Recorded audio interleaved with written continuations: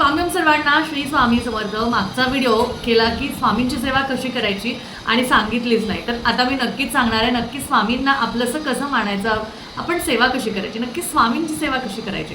आता बघा, सगळ्यात आधी व्हिडिओ सुरू करण्यापूर्वी स्वामींचा जप होणे गरजेचे आहे, त्यामुळे कमेंटमध्ये श्री स्वामी समर्थ नामाचा गजर होऊन जाऊ द्या, भरपूर गजर होऊन जाऊ द्या, ठीक आहे। चला आता बघा, आपण जेव्हा दिनचर्या सुरू करतो ना, तेव्हा आपण आपली आंघोळ वगैरे झाली की आपण देवासमोर बसतो, देवपूजा करतो। करायचं काय असतं ना की स्वामींना रोजचा अभिषेक तर गरजेचा असं काही नाही आहे, पण बघा गुरुवार असतो ना, तर गुरुवारी आपल्याला अभिषेक करायचा असतो। आता अभिषेक म्हणजे खूप मोठी प्रक्रिया आहे का किंवा खूप मोठी प्रोसिजर आहे का, तर असं काही नाही।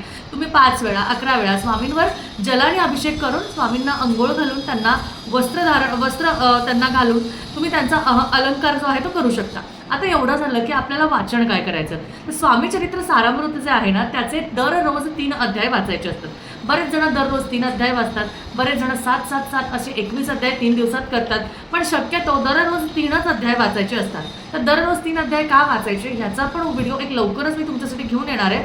पण दररोज 3 अध्याय वाचायचे, एकदा तारक मंत्राचं पठण करायचं आणि एक माळ किंवा जमलंच, अगदी जमलं तर 11 माळी स्वामी महाराजांच्या श्री स्वामी समर्थ ह्या बीज मंत्राचं जप करायचं आहे। त्यामुळे 1 माळ जप, एकदा तारक मंत्र आणि 3 अध्याय हे वाचणे गरजेचे आहे स्वामी समर्थ महाराजांची सेवा करण्यासाठी।